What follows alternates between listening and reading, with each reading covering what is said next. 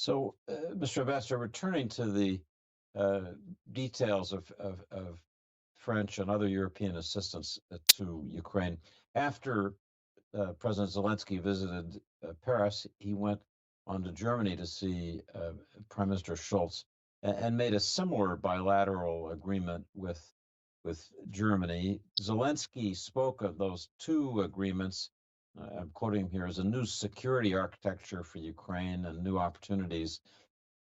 These additional efforts come on top of the extensive European Union financial support for Ukraine that you spoke of earlier, the 50 billion euros, and there's discussion of these new efforts as being,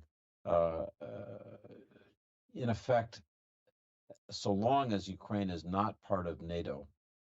So the question that I want to raise with you is, given the level of European support to Ukraine, both economically and militarily, and given how crucial Ukraine is to the future of Europe, why not move quickly to make Ukraine part of the European Union and part of NATO?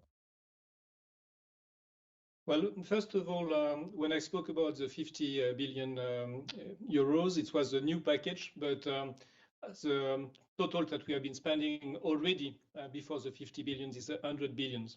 So it's a real important contribution that Europe has been spending, and it's more than the US.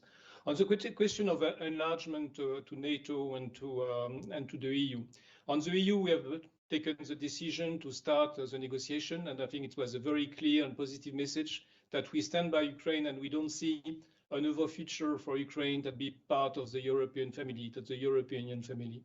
The NATO enlargement is a bit more tricky. We are in favor of Ukraine joining NATO, but it poses some real questions to have a new member when the war is still going on.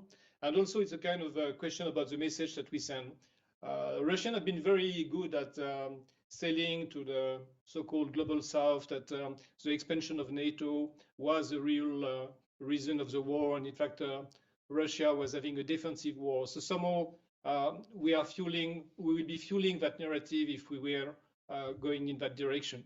But I have no doubt that anyway, history is clear, and Ukraine will be part of NATO.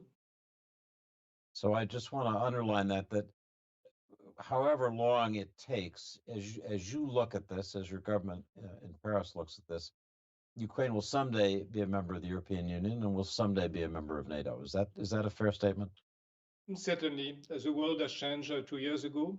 That's also another strategic defeat from Russia that to misread our determination, and I don't see a future for Ukraine which is not being part of European Union.